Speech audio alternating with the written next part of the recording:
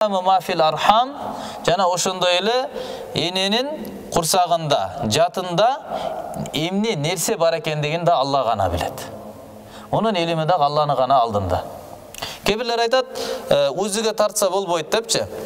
Бала бойуна бүткөндө узуга тартып, ошол аркылуу көрсө болбойт. Алла Таала айтып атат, узу билбейт, башка эчтеке билбейт, Алла гана билет деп атат. Ал нерсе биле албайт дейт да.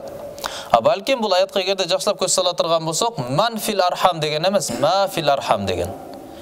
Жатында ким бар экендигини эмес, эмне нерсе бар экендигин Алла гана билет деген. Жатындагы нерсени Алла билет деген да. Кимсени, адамды деген эмес, нерсени деген сөздү иштеткен да. Мындайча айтканда уламалар айтат, бул нерсе дегени ошол башында мисалы сүт жөнөкөй эле былжыраган суудай болот тура. Андан кийин мисалы этке айланып атат, чайналган, бир этке айланып атат. Анан кийин бир аз муштум болуп атат. Ошол учурдагы нерсе келечекте эмне болушун Алла гана билет деген сөз дейт да. Ошол жатындагы жаткан нерсени Алла гана билет. Ошол аркылуу бала төрөлөбү, ошол аркылуу кыз болобу, уул болобу, ал бактылуубу, ал бактысызбы, ошонун ичиндеги нерсени Алла гана билет экен да.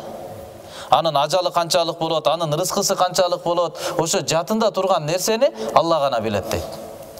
Кийин уже денеси толугу менен ачыкка чыгып калгандан кийин уулбу же кызбы узу аркылуу көрсө узу билиши мүмкүн. Мындайча айтканда бул Кур'андын эч кандай бул жерде туура эмес маалымат айтылган. Кур'андан дагы цивилизация өнүгүп өтүп кеткен жери жок. Түшүнүктүү? Алла Таала ма деген, ман деген эмес. Ма деген нерсе, ман деген бул кимсе деген, ким деген сөз да. Ким бар экендигини билет эмес, эмне нерсе бар экендигин Алла гана билет дейт. Түшүнүктүү?